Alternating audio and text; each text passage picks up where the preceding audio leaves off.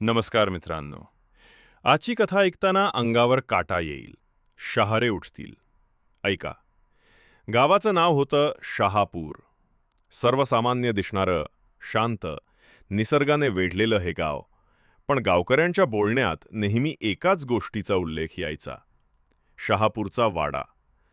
गावाच्या टोकाला उभं असलेलं ते मोडकळीच घर, झाडाझुडपांनी वेढलेलं, दिवसा देखील त्या वाड्याभोवती थंडगार झुळूक व्हायची आणि रात्री तर जिवंत माणूस तिथे जायची हिंमतच करीत नसे. कारण गावात अफवा होती, त्या वाड्यात गेलं की परत येणं शक्यच नाही. एका रात्री गावातील विकास, अतिशय धाडसी स्वभावाचा मुलगा, आपल्या मित्रांच्या पैजेला लागला. मी त्या वाड्यात जाईन आणि सकाळी परत येईन. तुम्हा सगळ्यांना सिद्ध करेन की भूतं काही नसतात. सर्वजण हसले, पण कुणीही त्याच्यासोबत जायला तयार नव्हतं. म्हणून एकटाच विकास टॉर्च घेऊन वाड्याच्या दिशेने निघाला. वाड्याच्या दाराशी पोचल्यावर हवा अचानक थंड झाली. त्याला वाटलं जणू संपूर्ण जंगल श्वास रोखून त्याला बघतंय. दार थोडंसं उघडच होतं. कर्कश आवाज करत वारा त्याला आत बोलावत होता. दार उघडून तो आत शिरला. मजला धुईने, कोळ्यांच्या जाळ्यांनी भरलेला होता.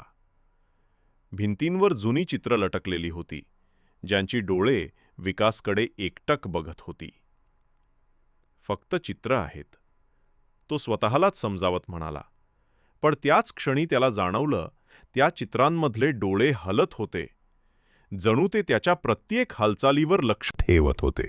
अचानक दार धाडकन बंद झालं. थड. तो उडी मारून मागे वळला, पण दार बंद होतं. टॉर्चची प्रकाश किरणं थरथरत होती, जणू काही अज्ञात शक्ती तिला बंद करणार होती. वरच्या मजल्यावरून धप धप धप पावलांचा आवाज ऐकू आला. कोण आहे तिथं? विकास ओरडला.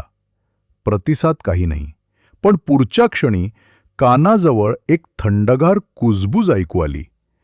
तुला इथे यायला नको होतं. विकास थरथरला. त्याने वर टॉर्च टाकली, पण प्रकाश कुठल्याच माणसावर पडला नाही. त्याच्या अंगावर काटा आला, कारण सावली मात्र भिंतींवर दिसत होती.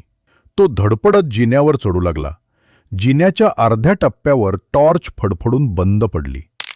त्या काळोखात त्याला पाठीमागून थंड श्वास जाणवला. त्याने ओरडायचा प्रयत्न केला, पण आवाज घशातच अडकला. त्याच्या कानात हळू आवाज आला, तुला इथं कायम राहायचं आहे. जिन्याच्या वरती पोचल्यावर त्याला एक पांढरा, विद्रूप चेहरा दिसला. डोळे रक्ताळलेले, तोंड कानापर्यंत फाटलेलं. त्या चेहऱ्यातून कुजलेल्या मांसाचा वास येत होता. तो मागे सरकला, पण मागेही दुसरी सावली उभी होती. थंडगार हाताने त्याचा खांदा पकडला. हाडं मोडल्यासारखा आवाज आला. संपूर्ण वाडा थरथरायला लागला. खिडक्या आपोआप आपटायला लागल्या. मजल्यावरून ढणढणीत पावलांचा आवाज खाली उतरू लागला.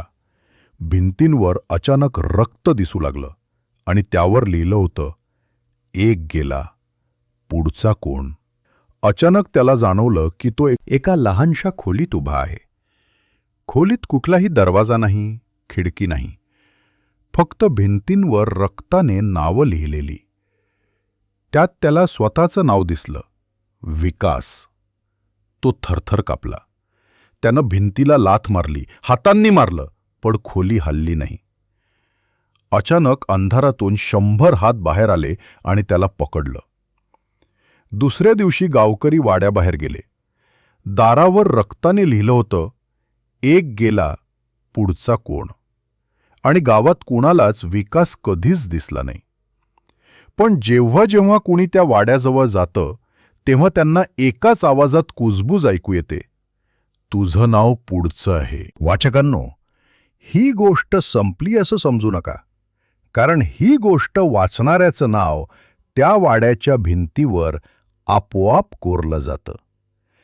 पुढे काय होणार हे जाणून घ्यायचं आहे का? तुम्हाला खरंच त्या वाड्याच्या भिंतीवर तुमचं नाव बघायचं धाडस आहे का? मित्रांनो, अशी अजून भयानक कथांसाठी माझ्या चॅनलला सबस्क्राईब करा आणि ही कथा तुमच्या मित्रमैत्रिणींना नक्की शेअर करा.